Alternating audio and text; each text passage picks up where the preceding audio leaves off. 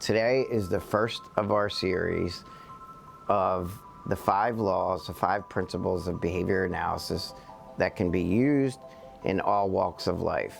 Fitness, personal, professional, OBM. The number of examples go on and on. What's exciting about it is that they're both principles of behavior analysis and they're also a process.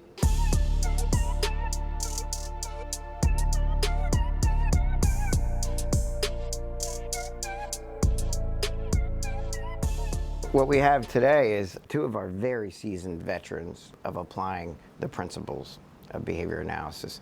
The first is Wiamer, and she's a leader in the organization, and she's applied this so much in fitness. She's applied it a lot with learners and employees as she continues to rise up in leadership. And then Dr. Pat Progar, who we've worked together for decades, or I've known him for decades, and Dr. Pat has been an extremely valuable resource to all of us. And a lot of my training occurred many years ago, and probably in 2001 with Dr. Pat. So him joining the team as the Chief Clinical Officer is just exciting. A lot of this is based on the 5 principles in the book. We want to dig a lot deeper. And the reason why I wanted to kick this off personally is because it's hard for me to talk about at times, but it's hard enough that I just broke my pen out of anxiety. But what I want to talk about is the fact that for myself, I was able to overcome bankruptcy, which was very difficult. 2 forms of bankruptcy using the 5 principles. I was able to overcome the difficulties of divorce, which means your family is broken pretty bad, and that's hard to recover from. Being able to see my daughter, and then also being able to pull closer recently with my stepson Justin and Ben. There was a day that I woke up, and I remember the day vividly, and said to myself, like, why the would I use behavior science to help learners only and staff and employees between the hours of like 9 to 4, as opposed to applying these principles to myself and my own discipline. My point for saying this is you, the listener, whatever you're going through, I am sure that behavior analysis, which is as lawful as gravity, physics, you can overcome these things, especially during crazy times right now. So every single person, their fitness and their health is priority, because you're not helping your family or anyone without it. Well, fitness and nutrition is something that has always been of interest to me. Growing up, I've always played sports, but obviously after sports ended, it was kind of like, where do I go from here? Just to give a little bit of a background, I found a boot camp, so I've been there for many years of my life, and that's where my nutrition knowledge and my fitness knowledge began to flourish. But before finding ABA, it was just kind of like, I go to the gym, I try to eat something clean, and that's what my day-to-day would look like. But after being able to apply the 5 laws and doing it without even knowing that you're doing it, it was very interesting to see how I began to grow within that area. So how I use the 5 laws with fitness is ultimately we pinpoint and we start, right? We pick a goal, right? Where do I want to go? Do you want to lose weight? Do you overall just want to feel better about yourself, nutrition-wise, fitness-wise? Or do you have a certain, part of your body that you're not happy with? What is the goal for you overall? Or do you just want to eat cleaner or feel better about yourself? And then pinpointing, how am I going to get there? So do you essentially take route A, B, or C? And then taking those routes, what are some roadblocks that you might hit along the way? And that's something that I like to do. I'm very schedule orientated, and I like to troubleshoot things. I like to see what obstacles I may run into and how I can kind of sidestep them or take an alternate route. The reasoning that I am so plan orientated that way is because when I set a goal, oftentimes I know it's not just me, it's a lot of us, right? You set a new goal and you have those internal processes, right? You start to maybe have some anxiety or some fluttered feelings inside you that how can I even attempt to make this change in my life, right? So some things that help me kind of subside those feelings is troubleshooting and making all of those possible alternate routes. Because if I do hit a roadblock, it's not like a oh shit, like now what do? It's I already have that in my back pocket and a better idea of like what alternate route I can go down. Do you have an example just of a typical roadblock when you're trying to get a new behavior started that you might come across? Because I'm sure a lot of people do. I mean, I'm obviously not just fitness, but a busy schedule is one of them. Like, and that's just something of being a full functioning adult, right? Like we have these busy schedules, and if we have a new goal or something set in our mind, we have to say like, well, if it doesn't work on this day, is there another day that I can do this?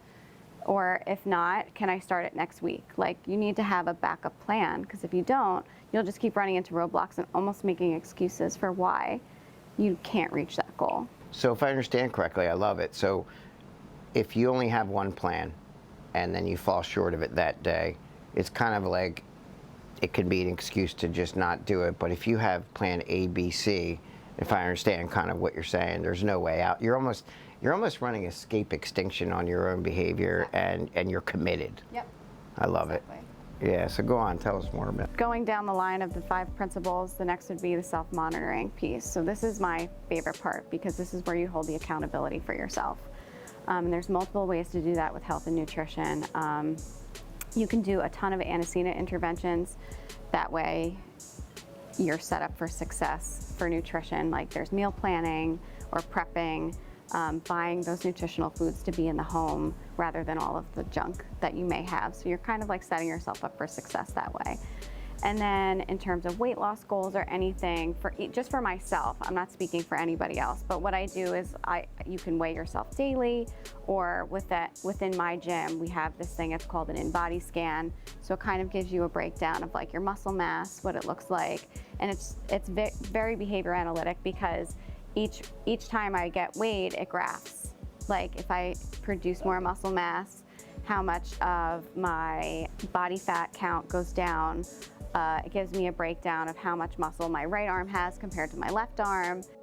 So that's deep self-monitoring. Yeah, so it graphs it for me. Yeah, and that, which actually kind of is inextricably linked with Law 4, which is the reciprocal feedback. And in the OBM literature that we're familiar with, graphic feedback is one of the most powerful tools. So you're being able to have a breakdown of each area you're working on through technology, it sounds like, and then you're able to see a graph of your performance. Right. So that's kind of like an extensive way that you can have self-monitoring. Obviously, not everybody has access to that.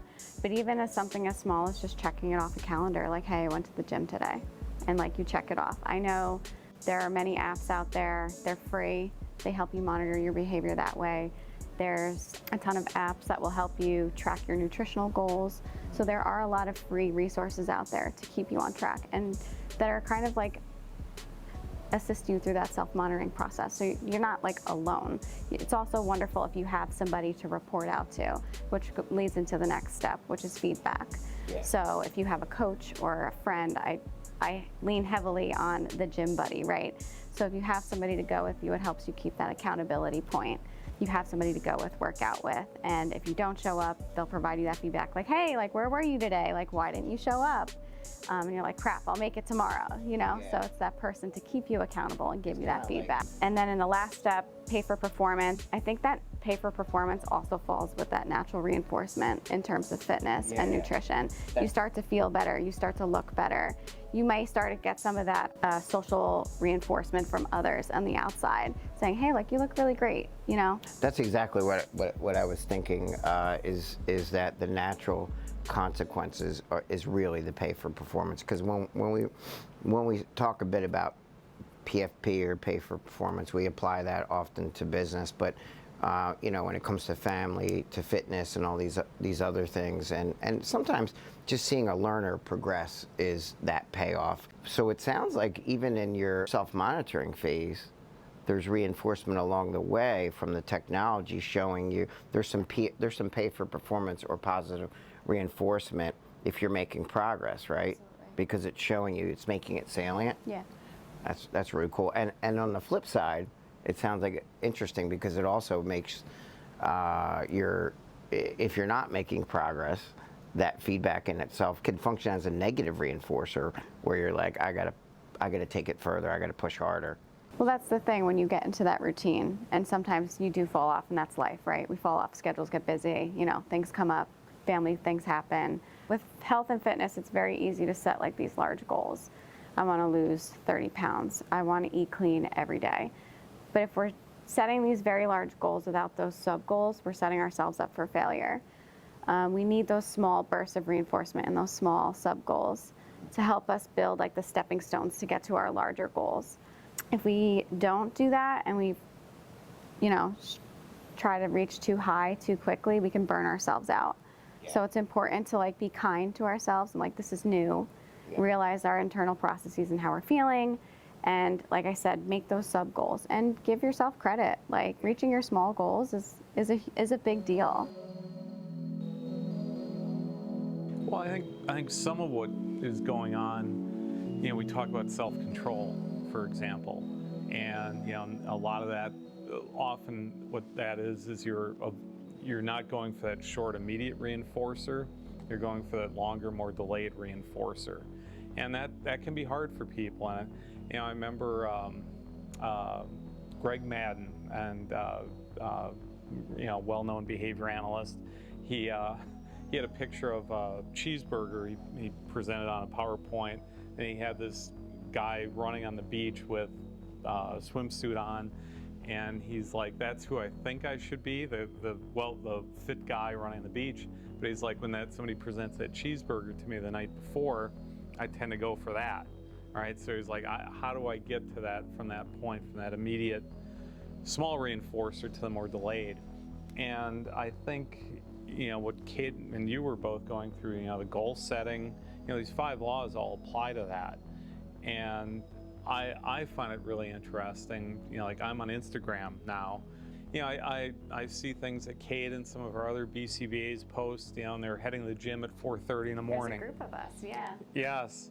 And so there's, in a sense, they're reporting out, but that's also providing me feedback because I'm sitting there at 6 a.m. and it's like, well, if they're already out at 4:30 going to a gym, I better be able to go out and walk the dog and hit the exercise bike. Be able to It's do a little that. bit of motivation, right? A little bit of fire. Absolutely, absolutely. So I enjoy those selfies some of you take at 4:30 in the morning as you're hopping in the car. I find that very motivating. And I'm happy you bring that up because when we do that, it's so funny because we're all so supportive, and like that's the big part of it too, is that social reinforcement, right? So many of us are like, good for you, that's awesome. I'm so proud of you for getting up this morning, especially when we know like it's a new goal for them. And that's so, actually, there were so many downfalls and problems with social media that we're all aware of if it's not used appropriately. But it's an interesting positive aspect for social media, that if you're surrounding yourselves with the right people, it can be a motivator. You guys as a team, so you and your crew as a team are like kind of like sharing things back and forth, but then you probably didn't know Dr. Pergar was suddenly motivated to get up at 4:30 or walk his dog. That's always a goal of mine. I'm never there to put somebody down. I'm always there to lend like a helping hand in nutrition and fitness. Whatever step you're starting at, I'm always there to like provide support in whatever way you need it. Like I'll send workouts, I'll help with nutrition facts, like anything I can do to help you feel better. And it's not always about it. It should never actually just be about looks, but more about how you feel internally, like as a person, and if it makes you happy. That's the ultimate goal, right? You want to feel happy with health and fitness, and it just is so much easier when you have a good support group behind you.